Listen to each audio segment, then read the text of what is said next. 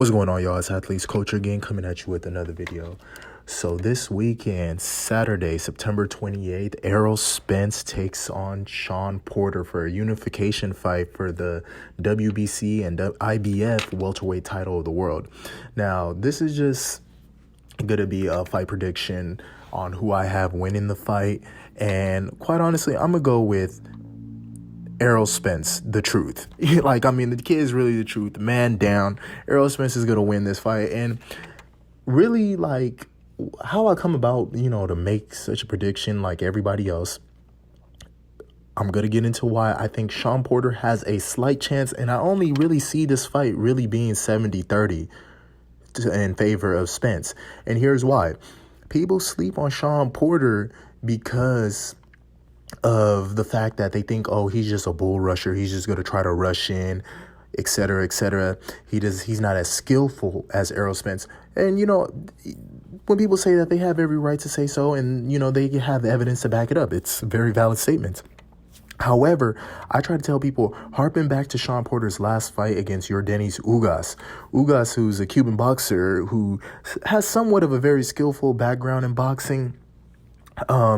If you watch the first two rounds in that fight, you've seen Shawn Porter responded well to the body shots in which Ugas was throwing at him. He countered very well, which I think Errol Spence has really got to watch out for. He's got to watch out for those counters, because if he tries to go to the body early, which I'm sure he will, and try to break down Shawn Porter could respond back and box just as well and respond back with some counter punches straight to him. So I think Errol Spence, if he's going to throw them check left hooks, he's got to be very precise, be able to protect himself well. If he goes to the body, same thing, got to be able to protect himself. However, Shawn Porter does have a history of being dropped at 4 of his last fight. I think maybe 4 or 5 of his last 8 fights, he was dropped. Remember the time when he fought Adrian Broner back in 2015? Though he won the fight, Adrian Broner put him to the canvas. So this is where I say, hey, Errol Spence can knock him out, because there's a class difference between Yordenis Ugas, Adrian Broner, and Errol Spence. Errol Spence is levels ahead of those guys. And, this is Errol's 4th title defense. So he really showed out in all of his other title defenses. He defeated Kell Brook, actually knocked his ass out, defeated Lamont Peterson, beat Mikey Garcia, knocked out Carlos Ocampo in the first round. And a lot of people just want to harp in on the fact that he couldn't knock out Mikey Garcia, which I think when I try to remind people, remember, during that fight, Mikey Garcia's brother, Robert Garcia, wanted to throw in the towel. He wanted to throw in the towel. So Spence would have gave him the TKO.